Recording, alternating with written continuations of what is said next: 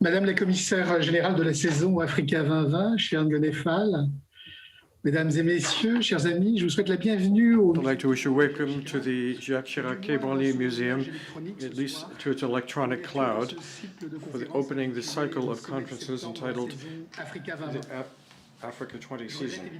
I'm sorry that I can't welcome you physically here, face-to-face, since the beginning of the crisis. The circumstances don't allow that to happen, so that we're going to be welcoming you via video conference and Zoom. The Museum Quai Branly Jacques Chirac is happy to have been chosen by for this meeting as one of the many areas for welcoming the different initiatives they're coordinating. In addition to the idea of preservation, evaluation of public collections in Africa, America, Oceania that have been entrusted to us, the museum has also does research and teaching in various disciplines that have to do with that, a place of questioning and dialogue. The museum had to make itself available to the Africa20 season and the discussions that evoke these questions. In addition to the summit of September this evening, the museum will soon welcome two other events. First of all, the exhibition Desires of Humanity by Bertrand Terreau, the 6th of April to the 5th of December, in cooperation with the Fondation Le Père, with Christian Levaux, who's going to be assuming the role of commissioner, and then the installation of Kelly Bassanet, an artist, the African Shed Laboratory, from the 7th of April to the 17th of May. So the beginning of this year is going to be extremely rich in collaboration. The idea is to keep this alive in different ways, given the exceptional circumstances that we're all familiar with. I'm going to conclude my brief word of welcome by thanking all of those who have made this exchange possible this evening, and those who will be participating. And with a special thanks to the technical team who's spared no effort in making this possible as well. In the epoch of virtualization, I'd like to wish you a wonderful and interesting debate, and hopefully we'll be able to receive you physically here and often in the name of the Quai Branly Jacques Chirac Museum.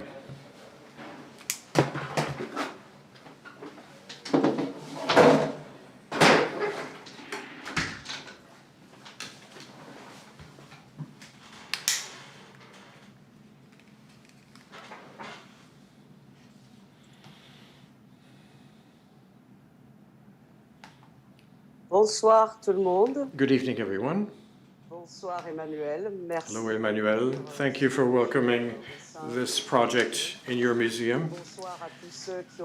Hello to all of those who were able to join us throughout the world. Hello, Sarah.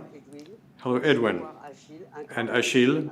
A great round of thanks to Sarah and Edwin for this extraordinary program that you've set up for us. It is with a great deal of pleasure and a certain emotion that I am kicking off this start of the debate of ideas, the summit of September, which is going to take place over 1 month until the 31st of March. There will be some 30 conversations and forums with different partners everywhere in France. So indeed, people are a bit troubled by this title, the September summit, but in fact it's February, and the project is happening in March. But in the framework of this Africa2020 program, and when I agreed to handle this, is to avoid the season being just having a celebration of African culture. It's something in Africa that displeases us. The question for me was the season has to have a meaning. We wanted to give it meaning.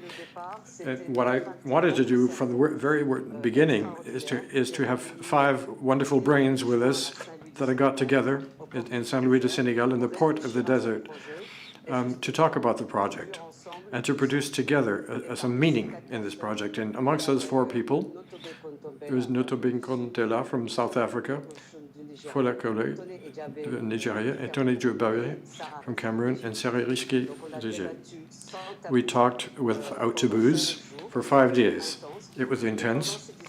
And during these discussions, we mapped out the continent and trying to see what were the common denominators of all these peoples over time and over history, and to see as well how a project of this extent could indeed be a platform for a production and dissemination of knowledge and ideas that we can share.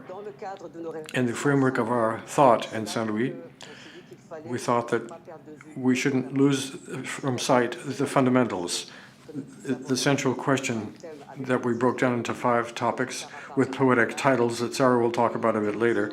And the idea was to say that we need to take the time to sit down together and to discuss and to transcend these questions and to see how, on the scale of a continent of more than 1 billion people and more than 30 million square kilometers, how civil society of the continent and the diaspora can get a handle on the issues of the 21st century. So the idea is to talk about a debate of ideas, and we had to find a title, and Sarah is the one who said, let's call it the September Summit, because the idea was to place it halfway through the season. And the season was supposed to have started on the 1st of June 2020 and finish the 31st of December 2020. So we said, let's put it in September. At the same time, school starts up again. It was though it was a kind of university starting up, and kind of it would be a bit of a wink to our annual meeting at the UN. So Sarah, for me, it was indispensable in the actual process of creating the program, and so it's very naturally that I asked her to think and to carry that project, which she added Edwin, who's from Lebanon and not from Egypt. I'm sorry, a little mistake in the. There's so many Lebanese in Africa, especially in Dakar. So I'm very happy, in any case, that Sarah, who for me is one of the people who really inspires me the most, and that for many years, by her radical way of thinking, by her rigor, by her humor as well. So this project, we owe this to her. The program we owe to her, and I'm happy that she has kicked this off with a concept that's that radical, that she shared with Edwin, and they developed this together, and to have invited Achille, who I'd like to thank for having accepted to get this off to a start. And it studies of Black studies. It's not very usual in France. Even the translation of the word can scare some people. But after these 3 days, I think that those that aren't familiar with these currents of thought will have a better grasp on the scale of a continent in the modern world. So thanks to everyone.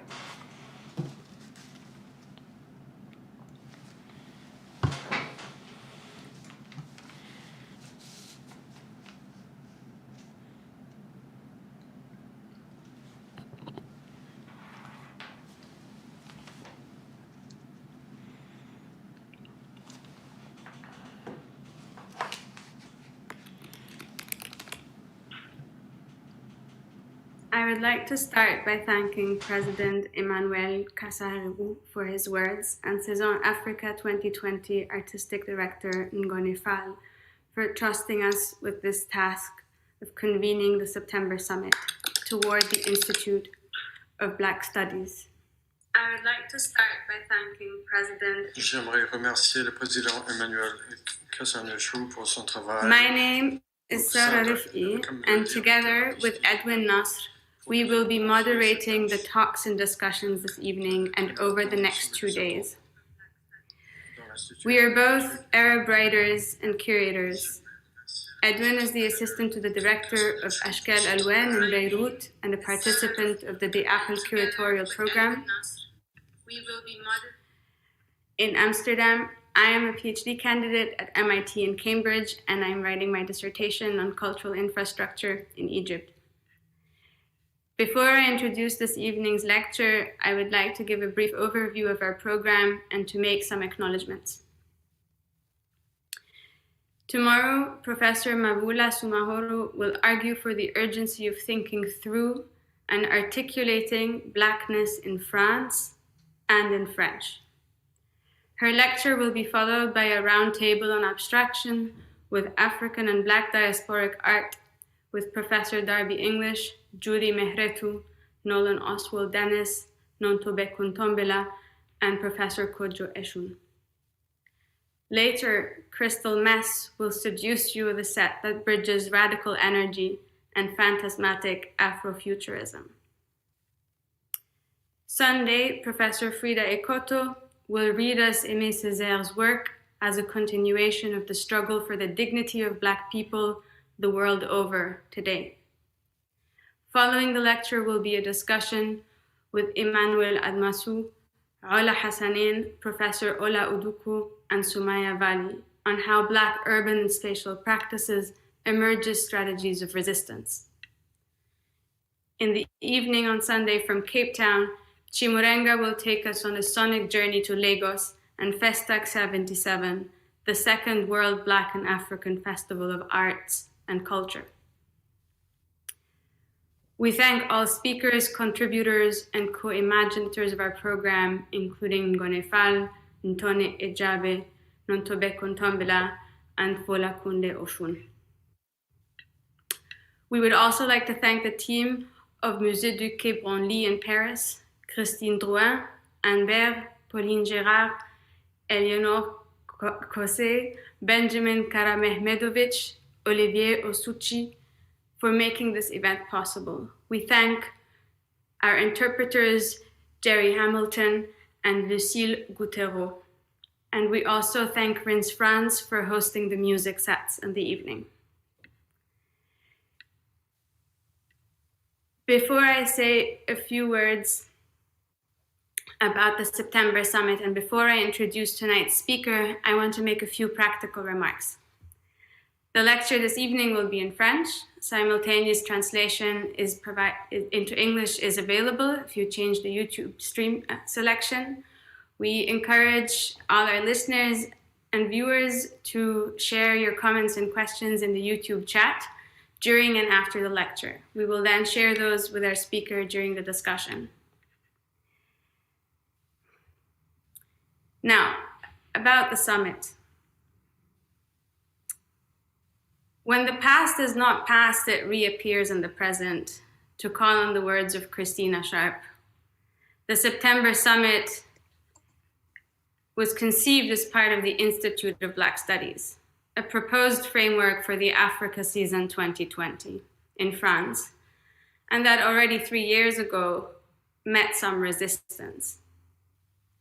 Today, as the Macron government mounts a witch hunt against Black and decolonial studies in French universities, we gather to listen and to discuss with the critical guidance of Professor Achille Mbembe, the becoming Black of the world. Now, what business is it for us to convene this affair? Some injustice one is born into, other injustice we acquire, and yet another we grow to become a part of, and it of us over time. As scholars and as students of institutions with colonial legacies, we acknowledge that we receive what we receive and how we partake in systems that do not account for us. For us, Black Studies is a force of reinvigoration. It provides us language, form, and imagination to disrupt, resist, and to decolonize. At the summit, we're not speaking about Black Studies. Rather, we are actively summoning a future past, the Institute of Black Studies in France. On that note, it is my honor to introduce our keynote speaker, Professor Achille Mbembe. Dr. Mbembe is a research professor in history and politics at the Wits Institute for Social and Economic Research in Johannesburg. His books have been translated into 13 languages. Professor Mbembe is a member of the American Academy of Arts and Sciences. He is the winner of multiple awards, including the Gerda Henkel and the Ernst Bloch Awards, both in 2018. His recent book, Brutalisme, was published last year and is available in French via La Découverte. The book presents a wide-ranging analysis of global capitalist destruction that argues for a new politics based on reparation and on planetary awareness. Out of the Dark Night, Essays on Decolonization, published this year, is now available in English through Columbia University Press, a collection of essays that offer a rich analysis of the paradoxes of our post-colonial moment. I hereby welcome Professor Mbembe to this stream. Achille, the screen is yours. Thank you very much. Okay. Merci beaucoup, Sarah. Thank you, Sarah. J'aimerais, pour commencer, I would like to start, obviously, to wish welcome, to say hello to Emmanuel, who's welcoming us so kindly son musée. in his museum. Je dis son musée, I say his museum, mais en réalité, but in fact, ce musée est this museum is obviously le nôtre aussi. our museum as well. De toutes les façons, Be that as it may, ici, we are here à l'abri, sous la protection under the protection de milliers of thousands de fétiches of our fetishes de nos objets d'art, and our works of art, et sous la protection. and under the protection of our ancestors. Et donc, And so, je vais prendre la parole I'm going to be speaking, obviously, sous la protection de ses ancêtres. under the watchful eye of these ancestors. I'd also like to thank Ngome, Qui est who's quelqu'un someone qui nous est extrêmement who's very dear to us chère et précieuse. and Et precious. merci Ngoné pour Thank you, Ngone, for the efforts you've made pour organiser to organize this season. Thank you as well to Edwin. Alors pour commencer, So to start, je dirais que du I would say that from the point of view of history, recent history, de la pensée critique, of a critical thought, il y a un certain nombre d'événements there are a majeurs certain number of major events that call out to us. et de tous ces événements And majeurs, amongst all of these major events, le plus important the most important is, doubtless, the following. l'Europe Europe n'est plus is no longer de gravité. the center of gravity of the world. Tel est, disais-je, dans l'introduction de As I was saying in the introduction Nègre, paru en 2013, of The Becoming Black of the World, published in 2013, fondamentale, the fundamental experience of our age, ceci ne veut pas dire this does not que mean l'Europe that Europe n'exerce plus no longer exerts any influence on the march du monde. of the world, Mais elle ne peut plus vivre dans l'illusion but it can no longer live in the illusion à elle seule. that it alone can dictate its course. C'est ce que je veux dire lorsque j'affirme que That's what I mean when I'm saying that Europe is no longer the center of gravity of the world. alors l'illusion eurocentriste, The Eurocentric illusion, objectivement pris fin, having objectively come to an end, désormais it is now d'en tirer toutes les conséquences. a matter of drawing all the consequences. La première de ces conséquences, The first of which, je dirais, I would say, consists créer de nouveaux in chemins threshing a new path for art and thought.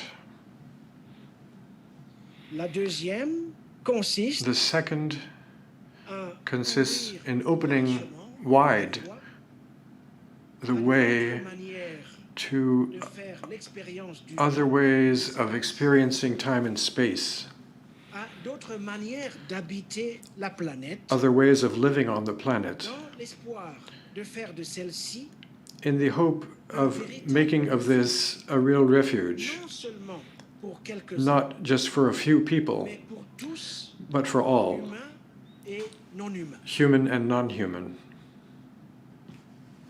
Alors que la race et le principe de la hiérarchie raciale aient été des moteurs privilégiés de la pensée coloniale, And ne race, fait aucun doute. if race was a driver of this, there is no doubt about this. We need to specify that colonial thought is not what makes the whole of European thought. En réalité, au cours de très longs siècles, cette même During many centuries, the same European thought son noyau même, was able to terme de sa propre répudiation. develop in its core the terms of its own refusal. But we need to specify this. What do I mean by colonial thoughts? Il faut entendre l'ensemble By this I mean et des sciences, an array of techniques, of sciences, of myths, et des connaissances. knowledge. Le XVe siècle ont rendu And possible since the 15th century, un certain nombre this has made possible a certain amount of progress. mais ont également rendu possible It also made possible des conditions du extraction of the conditions for the renewal of life on Earth. et le déploiement de cet assemblage multiple, mythes, sciences, The deployment of this array of myths, science, knowledge, techniques, a par ailleurs which happened during 4 centuries, stabilisation profonde it also provoked a deep disruption lointaine of faraway societies, but also of natural processes in general. majeure One of the main characteristics of this knowledge, these techniques, qu'ils auront accordé à is the space given to abstraction. And we are going to talk about abstraction in further detail in the next few days. And I'm talking about abstraction because in the colonial point of view, to know as such is not just about près des choses elles-mêmes. getting to know the things themselves or getting to know others. Connaître To know dans la logique coloniale in the colonial logic à mettre en forme, is about quantifier defining, quantifying relationships of distance, entre des a unités distance between isolément les isolated units isolated from each other, tenues séparées les unes des units that are separated from each other. And this is what I would call a reciprocal distanciating relationship. And this is this capacity to define, to codify, to institutionalize these relationships of separation. It is not just a view of the mind. In many cases, des conditions this is what has provoked the destruction of conditions of a sensible experience, an experience of sensations. mieux compte. De nos jours, We understand it better today because it is an experience that it is absolutely necessary for every type of cohabitation, whether we're talking about cohabitation between human beings or between species. techniques et des sciences, And with techniques and sciences, with knowledge bien entendu, and know-hows, there infrastructure. have also been infrastructures. Here, when we talk about infrastructures, we want to cover all meanings. And what we call race was one of them. Car qui peut nier Who can deny how racial violence à la Constitution has been necessary to mondiale putting in place the world order dans les and the role it has played in economic dynamics, but also in institutional mechanisms of social power in Western societies. One of the consequences of this turning point, the fact that Europe is no longer at the center of the world, well, one of its consequences is this opportunity to once and for all turn our backs to what Stuart Hall called racial fundamentalism. The latter was a pillar for capitalism. At the end of its global expansion, capitalism itself always relied on what we called racial subsidies.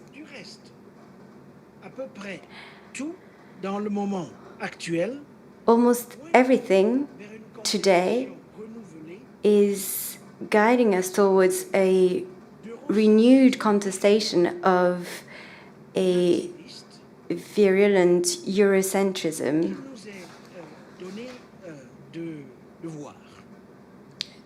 The Eurocentrism that we can observe today. In truth, this contestation is not new. It crystallized around two key concepts: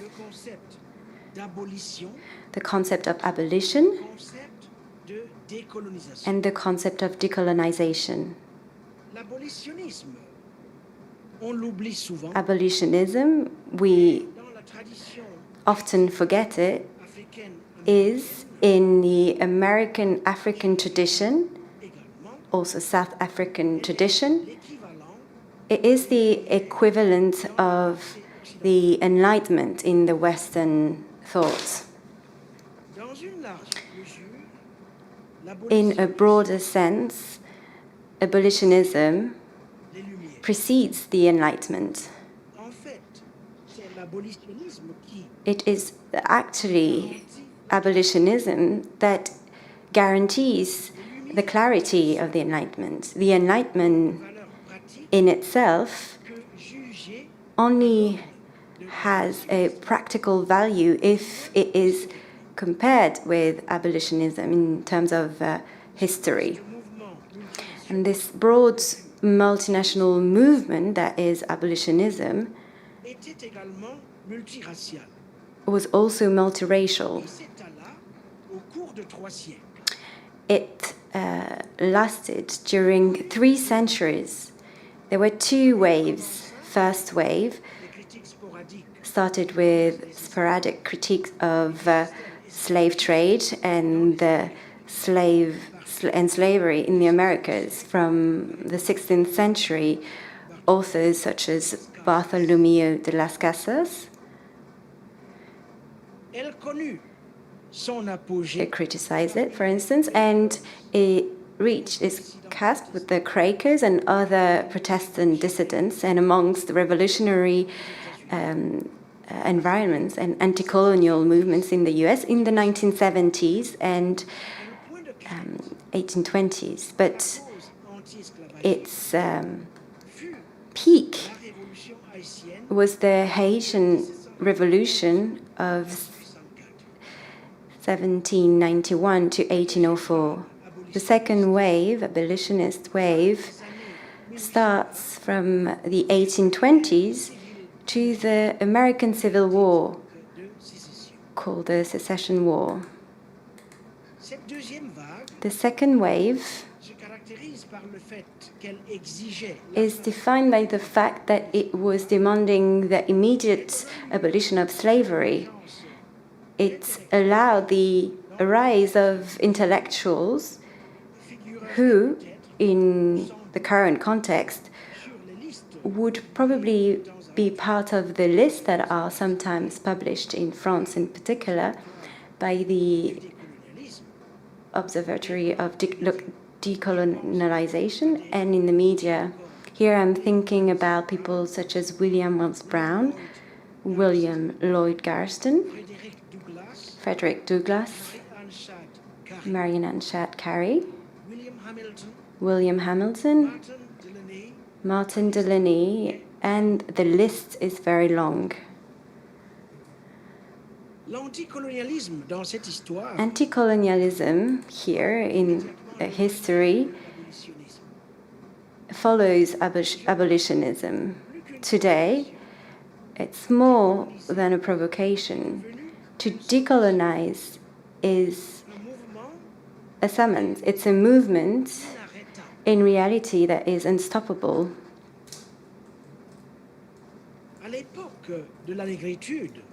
At the time of slavery, to decolonize was compared to the quest for a self-founding logos. This quest, yesterday and today, always carried its own ambiguities, its own contradictions. It was both an act of defiance, a coup de force, a power play, a self-institution power, and it seduced many people, both in the northern part of the world and the southern part of the world. Decolonization, however, had a limited interest, and it didn't necessarily lead to a radical agenda. An agenda that the late Edward Glissant regretted. This agenda was centered on the idea of an all world. This concept of the all world had at least three distinctive features. The first distinctive feature is that the idea of the all world stands in total rupture with any form of closure on oneself, or inward, the fact that we're inward looking. It can take the form of a territorial, national, ethno-racial, or religious closure. The idea, the concept of the all world is also opposed to the kind of authoritarian universalism that was at the foundation of the colonial enterprise. A universalism of conquest that seeks to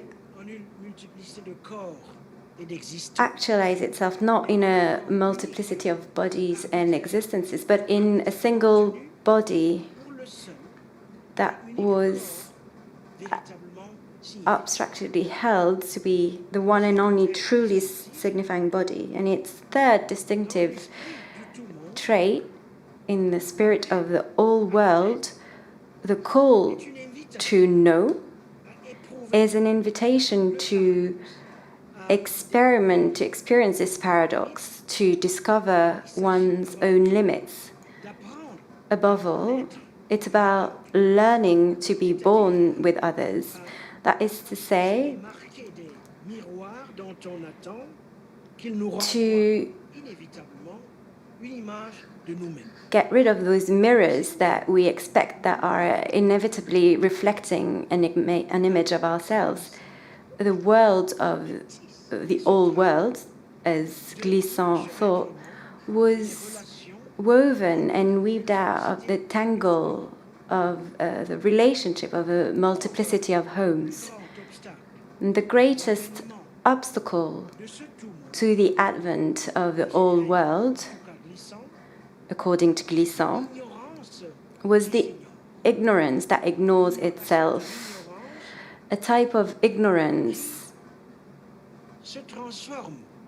that would transform itself without knowing it as into nativism. And the struggle against this venal type of ignorance, according to Glissant, would require that we would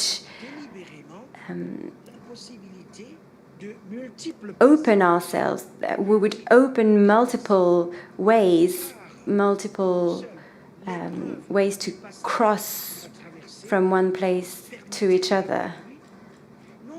this would allow us, those multiple passages and multiple crossings would allow us to not talk incessantly about oneself, about other worlds, often in their place, as if they did not already exist from themselves, but to look together and possibly to see. But each time from several worlds. And this is how Glissant was perceiving this act of knowing, of knowledge. The same can be said, mutatis mutandis, of decolonization. To decolonize knowledge is to look and see reality from several worlds and from several homes at once. It means to read and interpret history on the basis of a multiplicity of archives and not just one archive.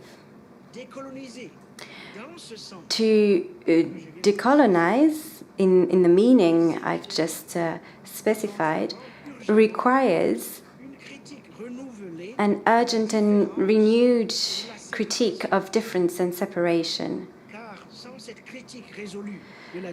Because without this resolute critique of difference, what Valentin-Yves Mudimbe called the colonial library, the cornerstone of Eurocentrism, it could hardly be dismantled. Decolonizing meant, on the other hand,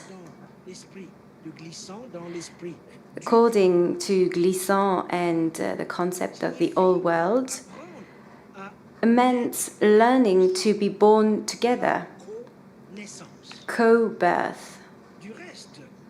Moreover, being born together is the only way to overcome the double desire for abstraction and separation which characterizes the colonial thought, separation of human beings,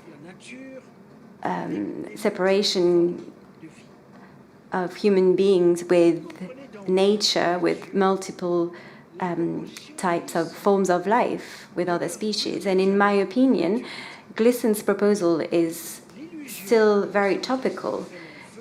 Eurocentrist illusion has had a long life, and on its ashes are emerging in the north as well as in the south and the east new thoughts, thoughts that measure up to the planet.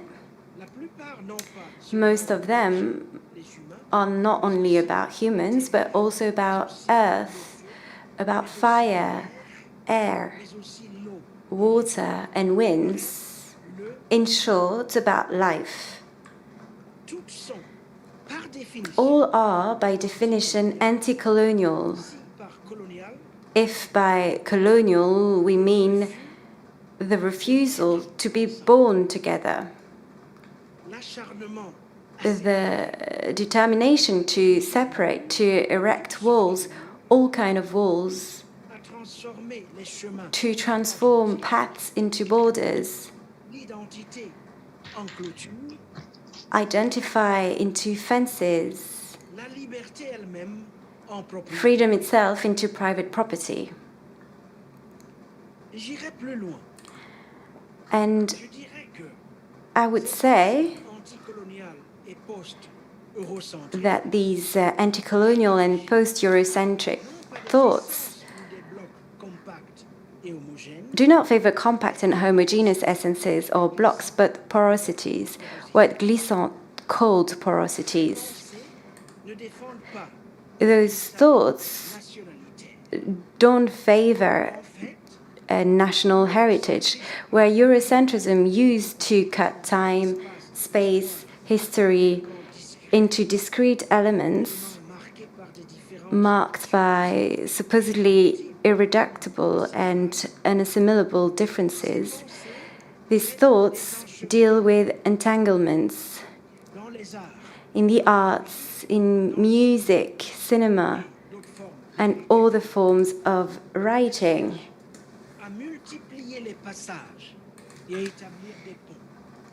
And it seeks to build bridges. And the Eurocentrist way of thinking only sees lines of occupation, bridges to be broken, prisons to be built.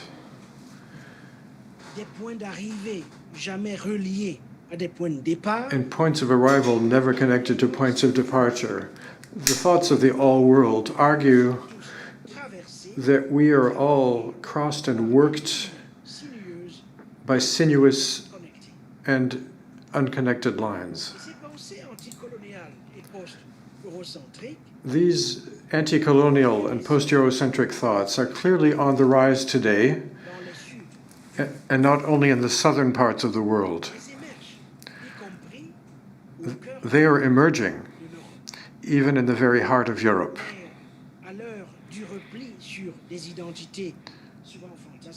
But at a time of retreat into often fantasized identities in the era of conspiracy and deliberate production of falsehood and discord,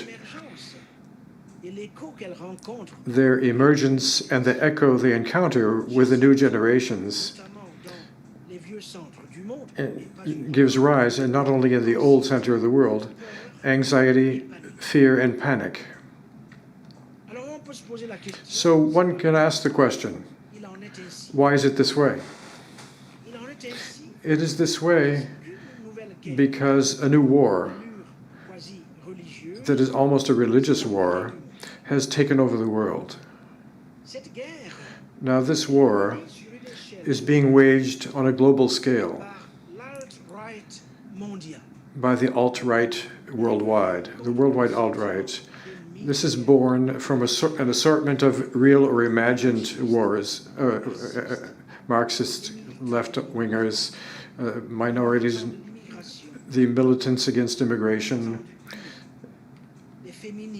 feminists, Muslims, and they target this war to overturn the terms of reality and the number of appearances and revealing.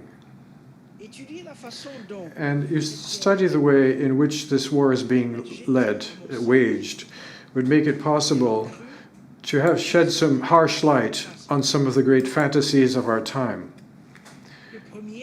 The first of these fantasies is the fantasy of the fence, of the wall, and its corollary, which would be eradication and extirpating violence. This war, which is nourished by the rise of the theology of impossibility, of incompatibility, the impossible meeting, impossible sharing, and impossibility of multiplicity of worlds. On the contrary, everywhere, the impulse of totalization. The second phantasm is that of extinction and replacement. Why? Because in this war, waged with demonization and delegitimization, which opposes fundamentally incompatible narratives, they want to make us believe that the white race is under siege, threatened with extinction. The West and its civilization is basically a full and self-sufficient body that has developed over centuries, starting from its own skin, own tissue, a body that would owe nothing to anyone, and even less any kind of reparation. It is faced with a serious internal threats from groups that are also internal, but that are quick to make deals with ungrateful and malicious enemies from the outside. So we conclude that there is an obligation of a significant self-defense of what the West would represent to them. You can understand quite well that here we are confronted with a theology of necrosis. This is a theology that distinguishes between two antagonistic categories of people, good and bad, enemies and friends, majority and minority. A dualist and Manichaean theology which rejects, on principle, any thought of a common dwelling. I think that one might think that in France, the chimera holds back up from Islamo-Gauchism is the local translation of this panic and the ontological Islamo-Gauchism that goes along with it. So these are a series of remarks that I wanted to share with you. I would like now to move on to a second series of considerations, which has to do with the idea of memory in general, and memory of discussion in particular. Memory of destruction also it carries the idea of reparation and justice. Now these questions are with us, since the demands for reparation and the natural aspiration to justice continue to be part of the great motors of human history. And in fact, in this history, in the modern part, this double impulse has sometimes taken the form of convulsive spasms. At other times, it has appeared behind the mask of artistic creation and tragic thought, or even messianic thought, or even apocalyptic. Whatever the form of expression, all of these gestures were motivated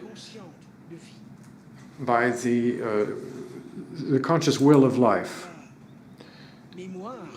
As was the case for memory and reparation, this is only limited by the deliverance, individual deliverance. It is the world itself that needs to be repaired in the name of the common good, and justice and reparation with the prior conditions of that. So these three questions of memory, of reparation and justice are nothing new. It could even be said they were at the very founding of African thought and thoughts of the diaspora. And if they continue to be presented to us with renewed urgency, it's because they are far from being resolved. Indeed, almost everywhere in the world, cries that cannot be silenced continue to be heard and rise to heaven. The old problem to know how to think, the singularity of the other and the irritability of the suffering is once again raised. And the planet is taken up in accelerated combustion. And the demand for a thought which is not just regional, not as national, but it is truly planetary. That demand has never been so strongly felt. And we also find elements of this kind of planetary thought in the archives of all worlds. En effet, un temps, souvenons-nous, There used to be a time when, as an example, the criticism of slavery and colonialism and the denunciation of anti-Semitism constituait comme les préalables was the prior condition to any taking a position having to do with the universal fight pour la justice, for justice pour l'émancipation. and for human emancipation. À l'époque, At the time, il s'agissait alors it was a matter de faire valoir of qu'il n'y avait pas deux humanités, of saying that there were not two types of humanities dispersées dans tous les points du globe. throughout the whole globe. The huge number of people were converging Vers une humanité towards a single humanity, which itself ouverte was à toutes les forces. largely open to all forces of life. Loin de ne désigner que le parent, So patriote ou le membre de son peuple, we're not just talking about compatriots or member of their people. The neighbor is defined as the person that had a human face. que ce And it didn't matter whether the face had de notre propre ethnie, the traces of our own ethnicity or nationality. au demeurant. C'est au détour des So it is révoltes d'esclaves, subsequent to the revolt of slavery, as was the case in Haiti abolitionnistes, and the abolitionist campaigns, il y a quelques minutes, as I said a few minutes ago. au détour des So it's thanks to these anti-colonial resurrections that categories that were sometimes abstract, such as liberty, such as alterity, such as universality, such as law to the right to self-determination and human rights, ce sont, pour ainsi dire, were faits became flesh, and naturally they acquired a political density and philosophical density. So it's based on these struggles that the fundamental form of the real was transformed, et que la réalité de and reality participation of our common participation l'humanité, in humanity has been reaffirmed. la croyance The belief qu'à travers cette was that communauté, through this community of participation, l'aventure humaine the human adventure on Earth devait enfin prendre sens. could finally make sense.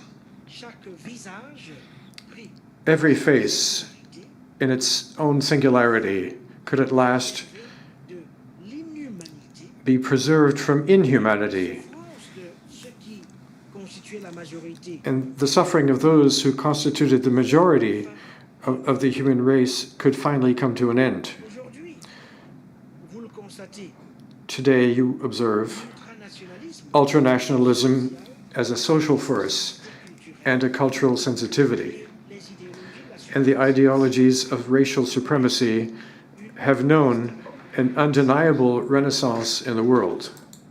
ce renouveau s'accompagne This renaissance has been accompanied by the rise of a hardline, xenophobic, and openly racist extreme right, des institutions which sits in many institutions in Western democracies, et dont l'influence, whose influence is felt compris au sein de diverses strates, even within various strata of the technostructure itself, et dans un environnement marqué par la in an environment marked by the segregation of memories and their privatization, par les discours sur and by l'incommensurable. discourse on the incommensurability of suffering. Le concept strict The strictly ethical concept of the neighbor un autre soi-même, as another self no longer holds sway. ressemblance The idea essentielle, of an essential human resemblance has been superimposed on the idea of difference, comprise understood comme un interdit. as a prohibition. Il est devenu très difficile As a result, it has become very difficult to argue dans chacun that in innombrable lieu each of the innumerable brave places of resistance and defeat, c'est le visage de l'humanité only the face of humanity as a whole has been torn apart each time.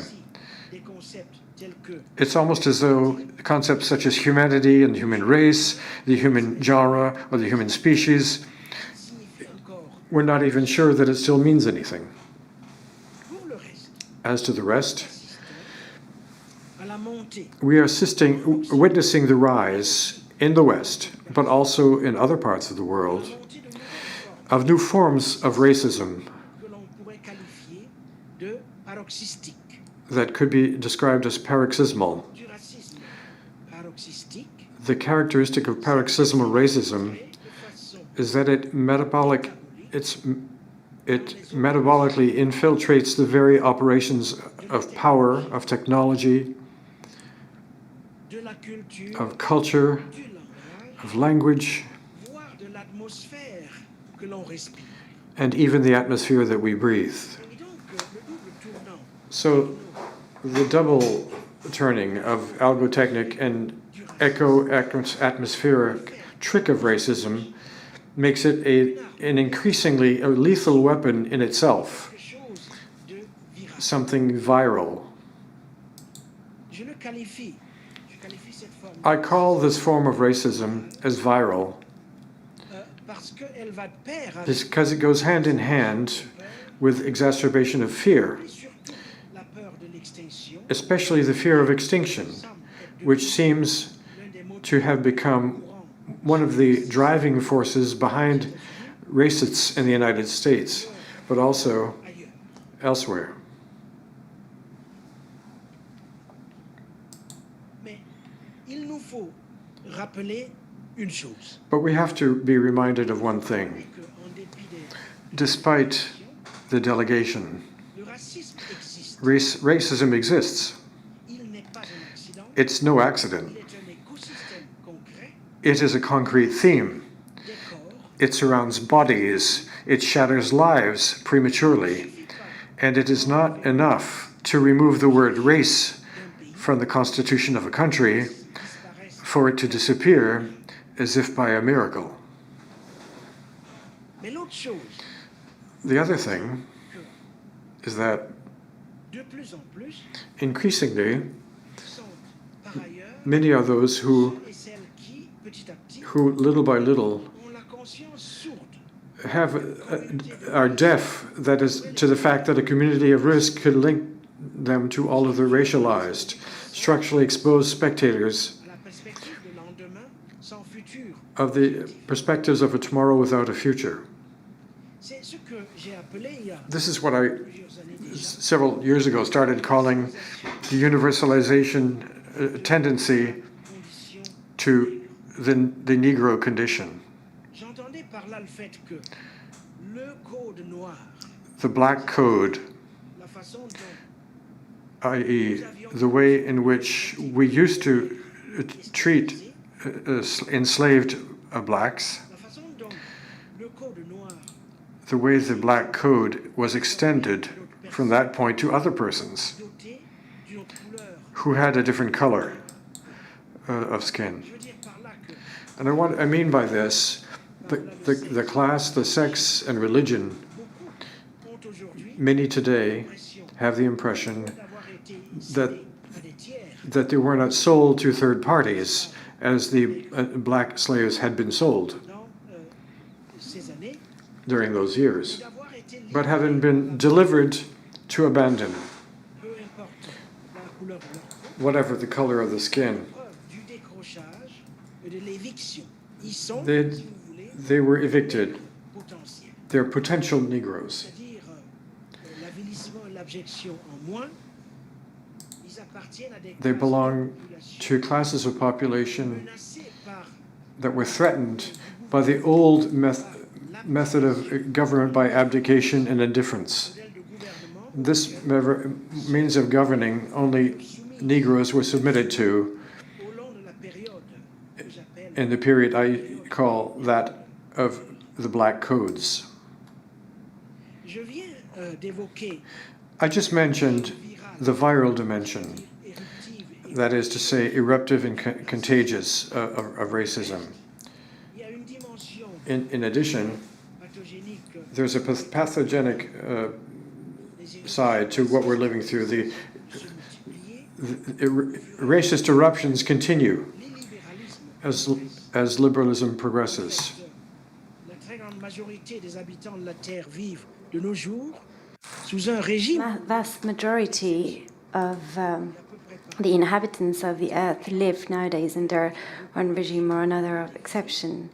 State of emergency is subject to indefinite extensions, and in ordinary times, the suspension of common law was already part of the arsenal of security laws, including in the old Western democracies. The pandemic helped this, and we are now witnessing a real shift in power.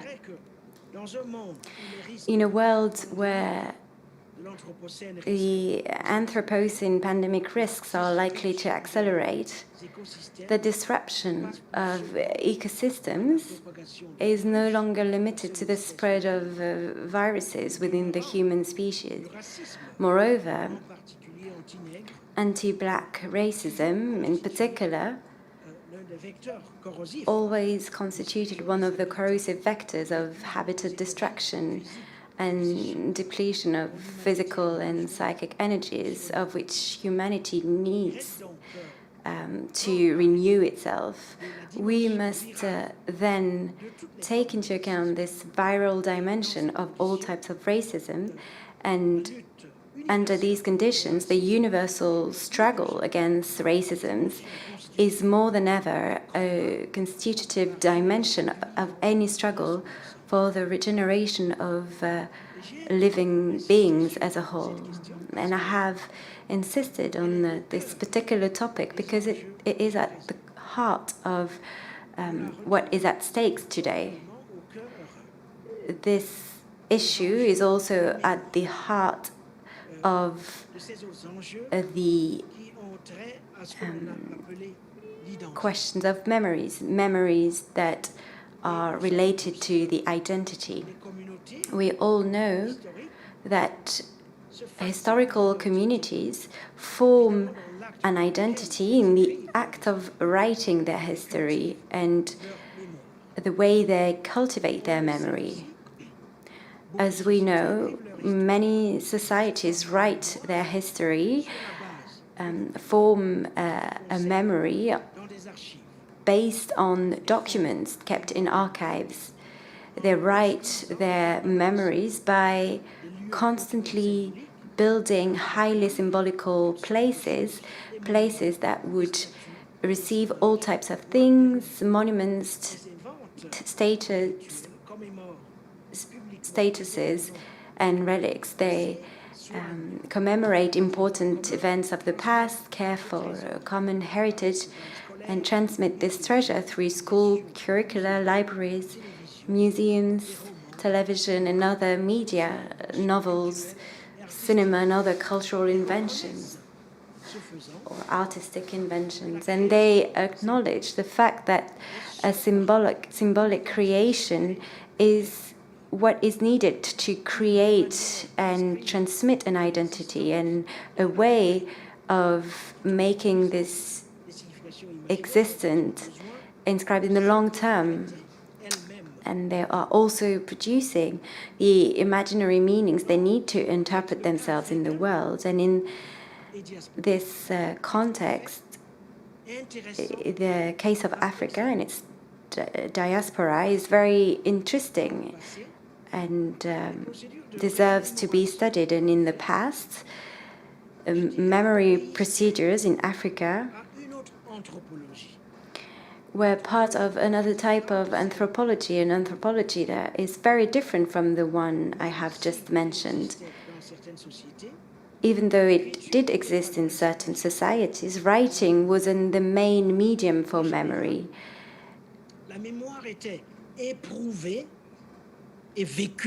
Memory was experienced and lived, including at the physical level. It was performed, danced, dramatized. For example, the memory of the past was remembered via myths or by singing initiatory stories. We would wear large masks, not today's masks, but African masks, or fabrics or other objects on the occasion of big celebrations or funerals. All this was part of the act of remembrance. And it was the same for visiting the altars reserved for the ancestors, or certain types of tattoos on bodies.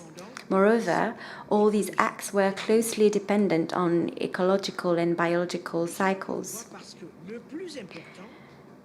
The most important thing was not to remain who we had always been, but on the contrary, it was to be able to become someone else, to be able to go through other states, the ability to metamorphose. In other words, to be able to remember things and events or forget them only made sense if it facilitated the passage from one condition to another, from one state to another, or even from one world to another. We wouldn't necessarily remember things or events just for the sake of it, but what we would remember needed to contribute to the accumulation of life reserves,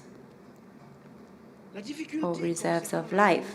And the difficulty concerning the memory of the Atlantic slave trade is that in Africa, this event is not assumed by any particular nation.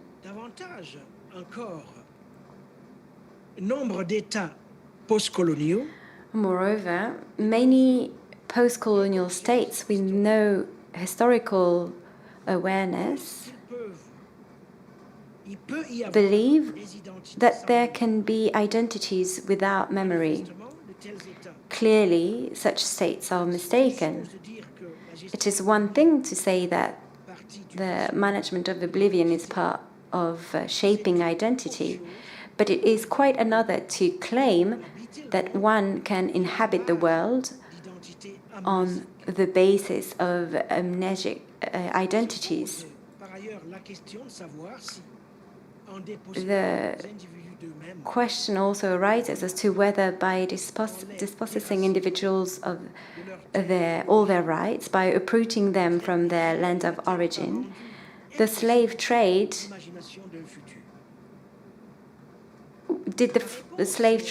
make possible the imagination of a future? And my answer is that paradoxically, no. Africans who landed in the New World had certainly been uprooted, but their unconsciousness had not been uprooted despite the trauma of the crossing. Something of previous identities, even if scattered, remained. Indeed, even in the midst of the most systematic disasters, there is no such thing as total oblivion.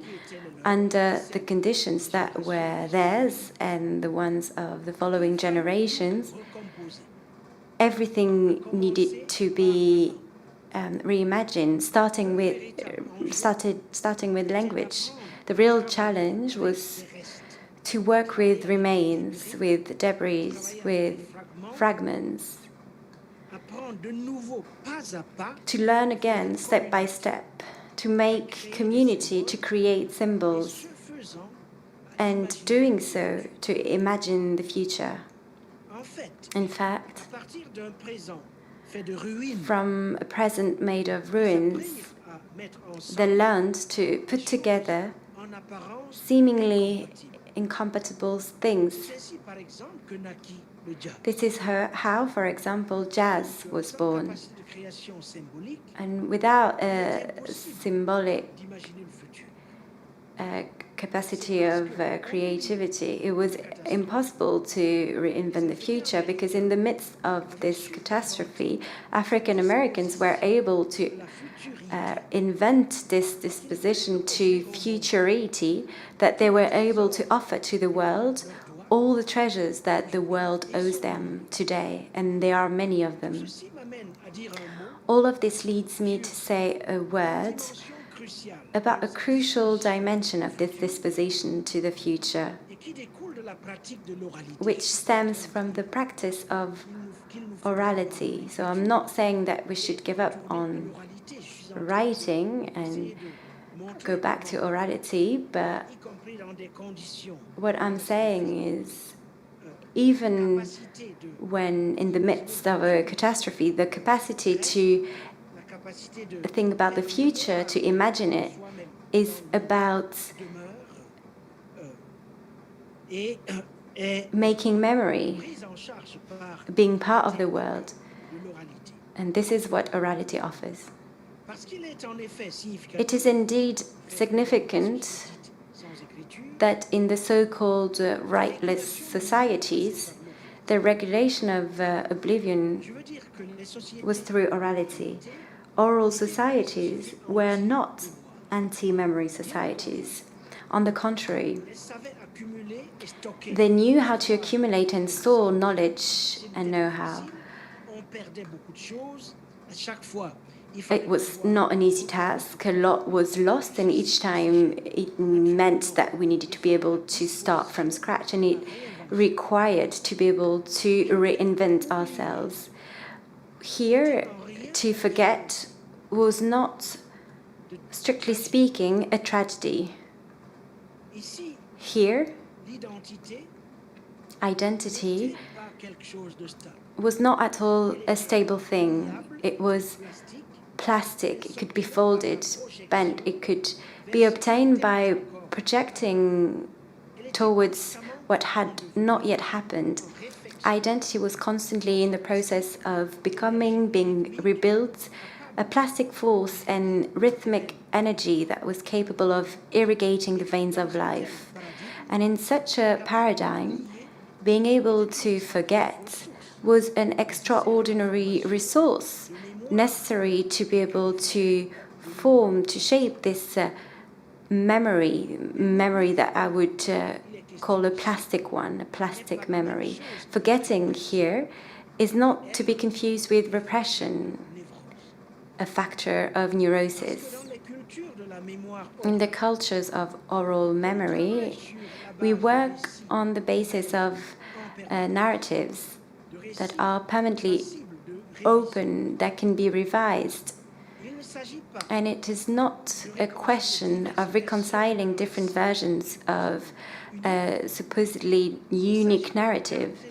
It is a matter of keeping the narrative constantly open so that it can accommodate as many versions as possible. It is this permanent openness to the infinite number of possibilities, and this is what we must call futurity. Here, this is to put in relation with the idea of an all worlds from Glissant. This is what is characteristic to the planet, to global thoughts, to what we can experience throughout the world. And this is here what makes a difference. This virulent Eurocentrism. And this is what we observe in the world today. Let us now conclude. I am going to conclude by reminding you all that in antique African thought, the world, the universe, is not here to be dominated, to be exploited. It exists so that together human beings and non-human beings participate to the creation of the cosmos. That is to say, to the construction of a place open to everyone, a place where we can coexist, a place where we are all a segment in a chain of links. This ethic of connection and this requirement of resonance with all living things saturates human existence and gives it meaning and direction. And what matters is that there is room for all and that no one is excluded. It is our common participation in energies, vital forces that surpass each of us taken separately. The relationship between humans and the rest of the living world is therefore not based on antagonism and a thirst for conquest and appropriation. Its fundamental aim is the multiplication of the reserves of life.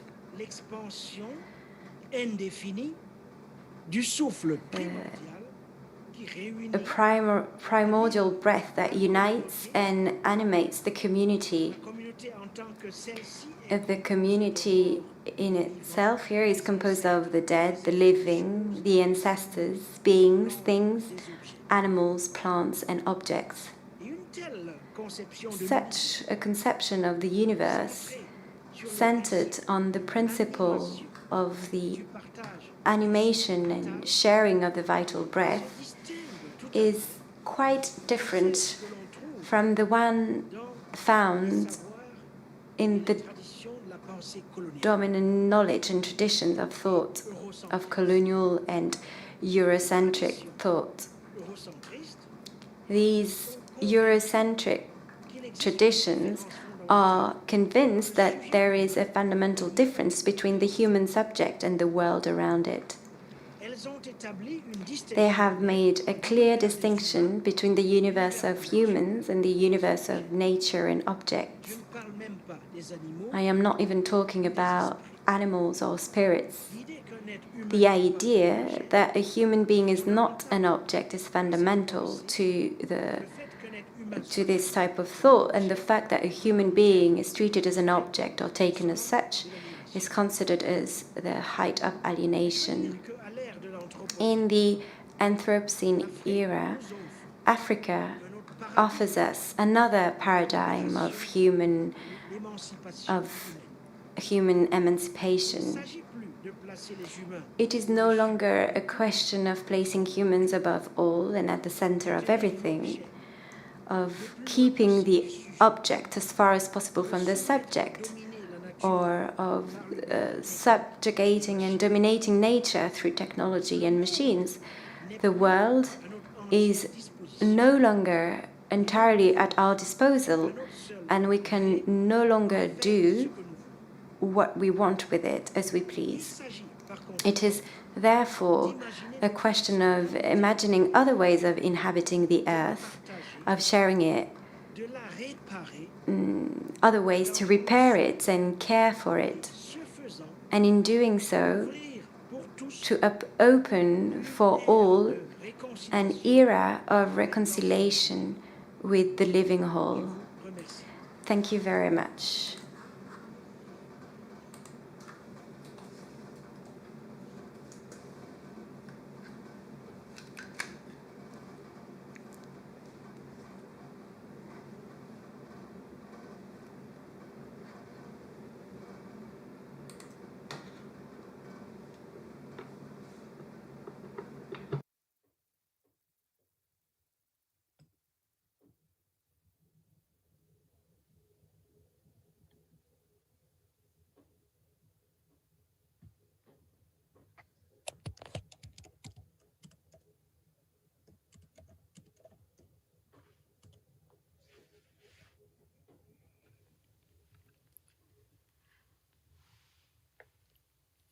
Thank you very much for this incredibly inspiring lecture, which sort of expands our sort of imagination and sort of critical thinking moving forward.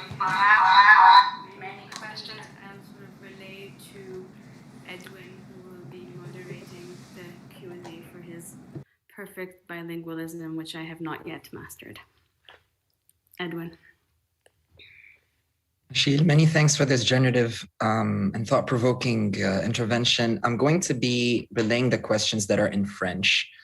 Our first question is by Louis Nana. Edwin, you're on set. Oh, yeah. La situation décrite donne l'impression... Can you hear me? La situation décrite donne l'impression... The situation of crypt gives a sense of a world in perpetual combat. In a perpetual war, and here we want to found new myths, new utopia. Shouldn't we be concerned about this call to create more myths and utopia? Replacing.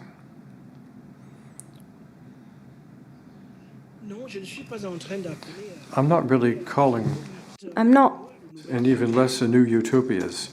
new myths and utopia. I was revisiting Was talking about of my fundamental life, as it were. The traditions of thought that recommend, that are based on traditional thoughts, getting outside of oneself. recommending to look The question of incompleteness of the world. to consideration the fact that That the world not finished, it must still be built. it wasn't built once and for all. It hasn't been, Still remains to be done, and by consequence, history is not over. history is still going on, and Which studied those traditions and stand apart significantly, are very different from what I call the colonial thought. and you will have understood that by colonial ways of thought, I'm going beyond what you traditionally think about when you think about colonialism. For me, colonial Called traditional colonial thought. For me, includes or defines fundamentally by a kind of hostility to the forces of renewal of that which is living. And so this hostility with respect to the forces targeting renewal has historically taken different forms, historical forms that had been studied a great deal. Studies having to do with the various experience of colonial effects. So that's what I was trying to do here. But this being said, it's true that the epoch we're going through is pathogenic. It's an epoch which is characterized in many respects by overdoing it, by building walls, by building borders, by imprisoning as many people as possible. So it's an epoch that is determined on producing things that are false and sowing discord. So everything that I said here is, it's an in-depth sociological study. If indeed the moment we're living through and the difficulties we're going through, if in addition to that, the epoch is characterized by the climate crisis that we all are aware of, is equivalent to the combustion, the slow combustion of the world and of life. If this were the case, I would say, indeed, that we need a new critical way of thinking. We need a way of thought on the planetary scale. We don't need a French way of thought. We don't need an African way of thought. We don't need a Chinese way of thought. unless by a French way of thought, or an African thought, or a Chinese way of thought, we are referring to a worldwide thought and the way in which, based on the place that we live, we can express a series of proposals that speak beyond borders, whether they be territorial borders or imaginary borders or other kinds. The argument I'm trying to get across here, obviously, since the idea of a summit is, after all, Prélogmen is an Institute of Black Studies.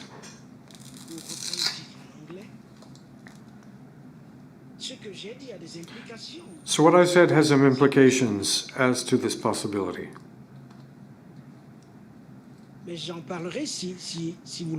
But I would speak about it if you wish me to.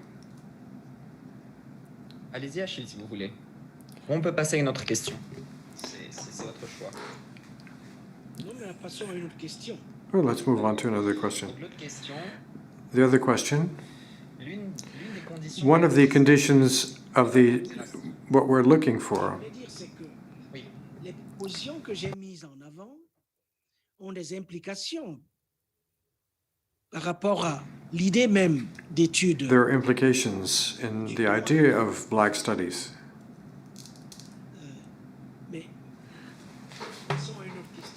But let's move on to a different question. On reviendra sur ce point. Pour l'autre question, as to the other question, one of the conditions of the anti-racist goes through an affirmation of Africa as its own center. What's the echo of that today in the African continent? There's a problem.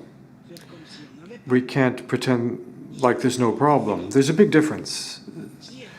In other words, there's several differences. But I imagine that we're talking,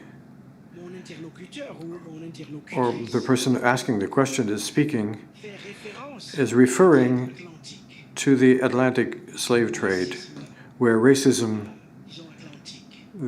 Atlantic racism, if we can talk in this way. So, obviously, there are echoes in South Africa as well, and in Africa as well. There are three matrices of racism, and the three matrices are the United States of America, the Caribbean and Brazil, and South Africa. These are the three sources of modern racism. And when you talk about racism, it's not as though Africa was outside of this infernal circle.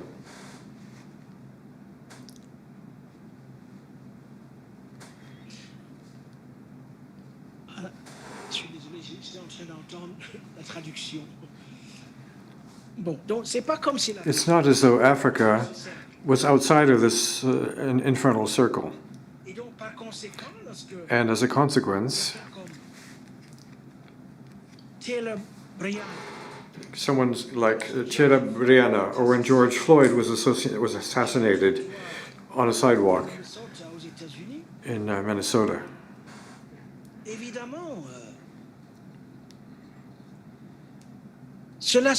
Obviously, you feel this in Africa,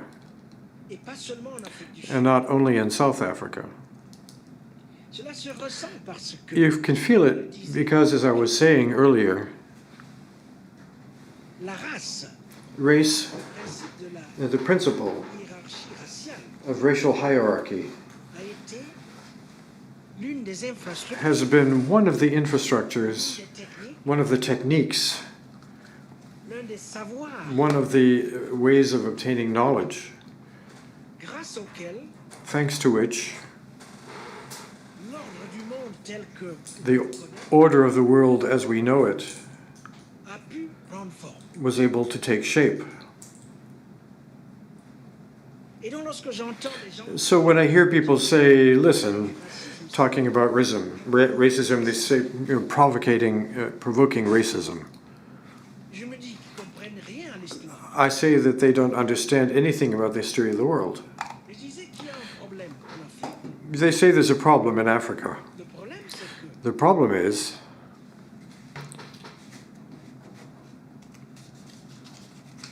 à cause that because of du fait de la traite, the fact of slave trade, the Atlantic slave trade, à cause de because of la collusion the collusion des Africains dans le commerce, of African in the commerce of slaves, and because of the fact cette collusion that this historical collusion d'une critique has not been subject to rigorous and significant criticism, à cause du fait que, and because of the fact, y compris en Afrique, including in Africa itself, beaucoup d'Africains many Africans are still living as though they were foreigners in their homes. All this leads to the fact that the fight against the struggle against racism doesn't move forward aussi rapidement. as quickly as one would like it to see it move it forward. Et donc, And so un travail de mémoire there's a work of memory, there's a critical work on memory effectué that needs to be done. si, justement, If indeed doit prendre Africa is to take its rightful place in the general and universal struggle against racism. Je terminerai I'll conclude in saying cette lutte that universelle this universal struggle against racism désormais is, from now on, inseparable de la lutte from the struggle contre against la combustion du monde, ce que j'ai the combustion of the world, what I call the combustion of the world. In other words, the ecological struggle antiraciste and the anti-racist struggle converge objectively converge, et que l'une et l'autre and that both of these en plus will increasingly be difficult to separate them, because both of them pose la question ask the philosophical and political question of this century. la question I'm talking about la survie de l'espèce humaine the survival of the human species on Earth et la possibilité and the possibility que cette survie that this survival d'ores et déjà en danger de manière is already being placed into danger irremediably. Achille, je profite de votre réponse. I'd like to take advantage of your response to go back to the preceding question, the question about Black studies. Do you think that today we have tools to think about universality in the anti-racist struggle, and why is it becoming increasingly difficult to talk about Black studies outside of American universities? Black studies, it's even difficult to translate. They say Black studies in French, not études noires.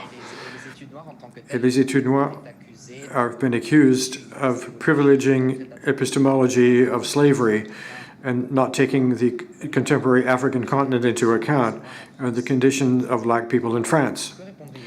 What would you respond to that?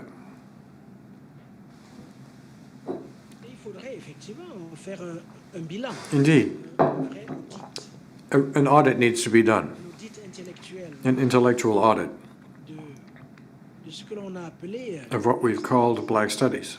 et dont vous dites à juste titre que And you say very rightly, ils n'ont pas l'air d'avoir une they don't seem traduction dans to have much of a translation in the French language, un institut d'études noires en France. at least in France, but not only in France, but also in South Africa. Le paradoxe sud-africain étant que avant la libération Prior to the liberation du régime raciste, and the fall of the racist regime, il existait des centres d'études there were already centers of studies, they call that Bantu, carrying along further this in our colonial anthropology. In South Africa today, there are 25, 26 universities. None of those, in none of there are there black studies, or even African studies, and even less diasporic studies. So here, there are two or three questions that we need to distinguish between. There is an epistemological question. There's a question in politics, and geopolitics, in fact. I was saying earlier that in the modern epoch, there are three models of racism that are extant. United States, the Caribbean and Brazil, and South Africa. It so happens that African Americans have dominated the comprehension that we have of the struggle, both against abolition and anti-colonial. Historically, they were one after the other. So the abolitionist area lasted 3 centuries. We mobilized intellectuals. There's literature, there's a tradition of discussion and so forth. But the anti-colonialist epoch was pushed forward to a great extent based from the United States. And so the Afro-American paradigm is a dominant paradigm. Not only, but let me say, in the training in the African diaspora, but also in terms of global popular culture. There's a minority that will have produced and invented cultural products that the American hegemony has succeeded in pushing forward as well. And so from this point of view, I understand quite well why many people consider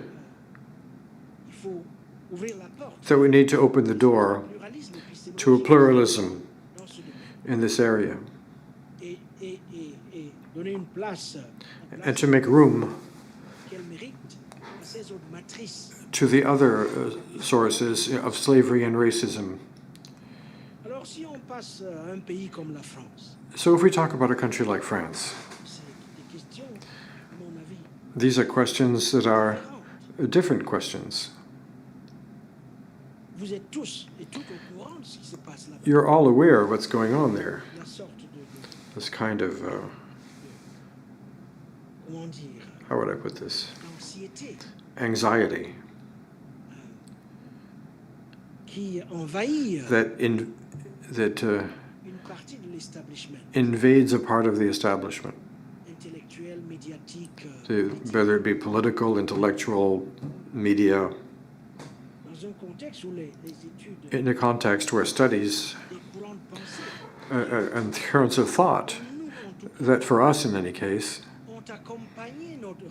have accompanied our rise in humanity.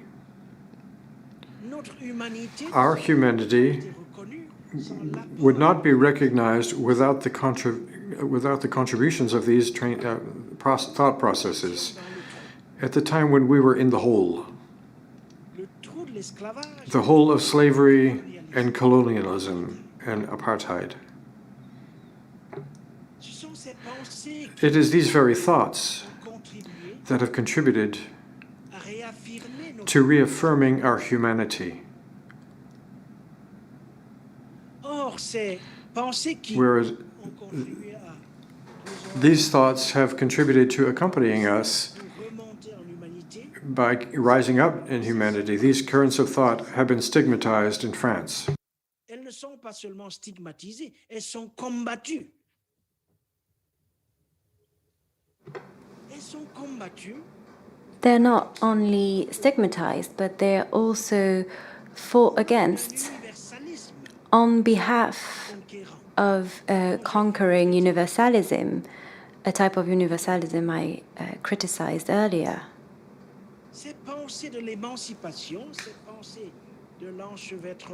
Those thoughts of emancipation, of the old world, are being blamed for being at the origin of ideologies of separation. And we know very well that they were at the heart of colonial thought. This is an extraordinary inversion. Here, this relentless will to divide, to build walls, and so on. This will to discriminate. It is incredible, hard to believe. And the French case is quite different. From this point of view, I would say that France must deal with its own demons.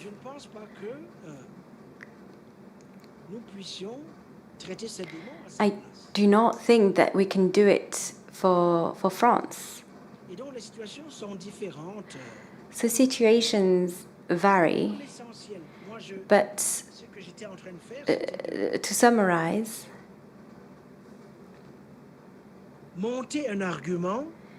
here what I'm arguing for is a thought in favor of the planet, of the Earth. What we need right now is a thought that measures up to the planet.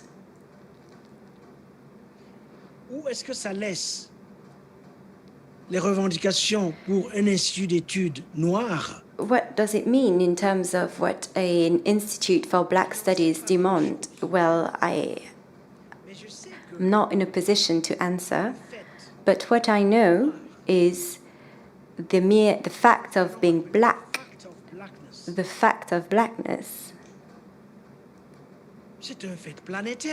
is a planetary fact. There's no other fact that is more planetary as being black, as blackness. And this is what my argument is about, what I'm arguing for. In this era of becoming black at a planetary level, becoming black is part of the thought I am arguing for. This thought of the old world, this thought that people like Glissant fought in favor of. So this is the answer I can give to this question. Achille, we have 10 minutes left. Many questions could be asked following your answer, but I have one question, slightly different, asked by Flor Mazzadi from Argentina. She says that the possibility of a future would be in the possibility to reconcile our archives, for these archives to become acts of memories. This implies the possibility to give some space to speculation. This act, this gesture, to this is this what could allow us to reimagine? Yes, we must reopen all types of archives. We need to use all types of traditions. We must read everything. In South Africa, here, we have been teaching for approximately 20 years, and I have been teaching many students. Many of them were black, and they are telling us we are fed up with reading those authors, non-African white authors, in a way. We are fed up with it. So why are you fed up with it? Les lire est un véritable chemin de croix. Because the fact that we are reading them is a real sufferance, because the idea of us in Kant, in Hegel, in most texts written by those philosophers, this us is not just an affabulation. Rédiger tel texte est un acte de violence incommensurable. But the fact that those texts were written is an act of incommensurable violence. So they are calling for a distanciation from these intellectuals.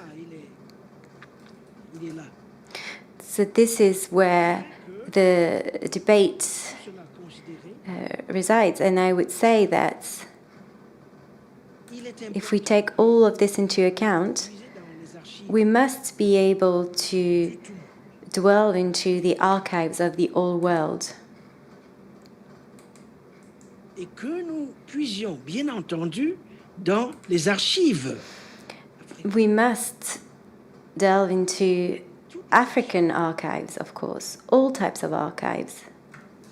Cela me frappe. Le fait que, par exemple, this is what I find striking. For instance, regarding musical traditions, nous n'avons pas utilisé, je dirais, 5%. We haven't even used 5% of musical African traditions. 5% de ces traditions qui existent. Que nous serions en même If we had used 5% of those traditions that already exist, we would have been able to produce sounds that no one has ever heard. On pourrait faire la même chose. And we could do the same with thousands of different areas, types of arts. There are archives that haven't been exploited yet, or for it's the biggest part of it. And if we want to describe the world as it is, or the direction the world is going towards, then we must change our point of view.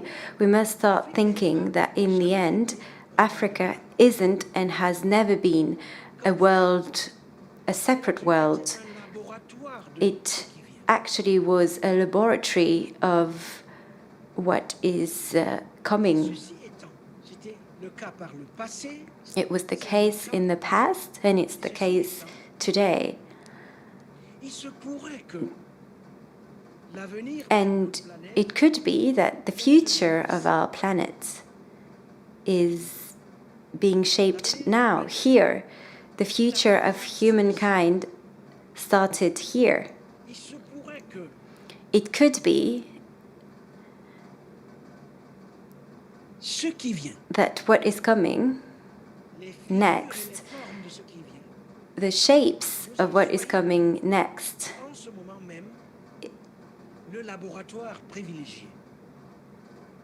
are existing in this laboratory,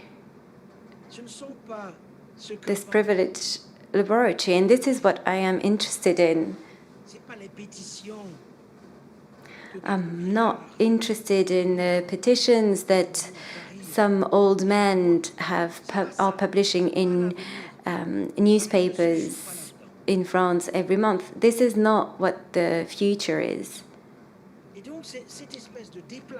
This is not what is at stake. And this is this radical type of displacement that we must allow to exist, to happen. And it must happen by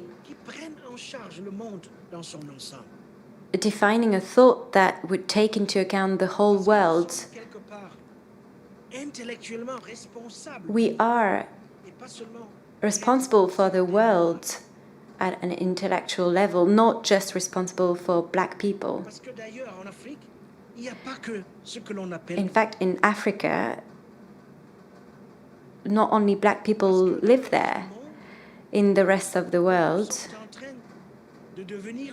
many people are becoming Black when they are not, the color of their skin is not Black. And it's this planetarization of the question of the world. It's this question that is a priority, in my opinion.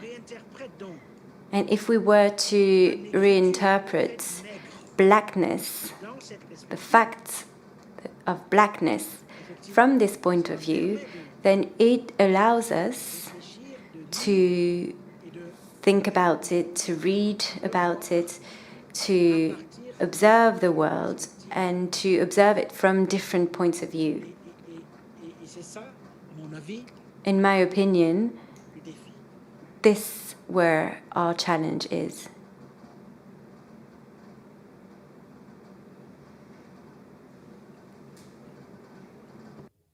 This is a perfect moment for me to enter. I thank you very, very much for your talk and your thoughts, and for getting us started, not just for the summit, but also for the work that we all have to do ahead. Starting with imagination. And as I thank you, we had a very nice poetic moment where our interpreters, Jerry and Lucille, were both translating you at the same time, and it sounded like a poem. So I also thank them for their words. I also thank our public all over the world, and that is a beautiful sentence I never thought I would ever say.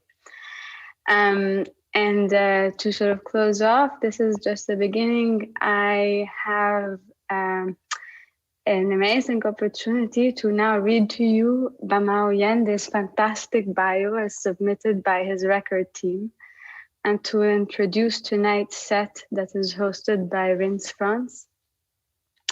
So here it goes.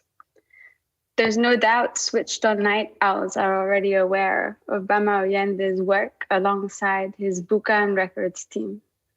They've promoted atmospheres in Paris, which were previously marginalized in the capital, between Garage House, Peckham Broken Beat, Kuduru, High Life, and Batida from the four corners of Africa via Lisbon, and ebullient house tuned to the global sound systems.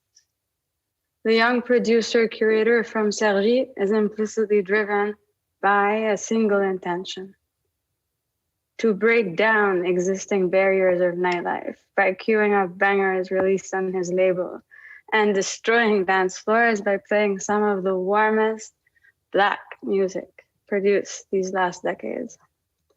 Graduating from the most underground clubs to mainstream festivals in a few months, constantly working on his next EPs, there's no doubt his mission will be highly successful, and the show will start shortly. Thank you very much.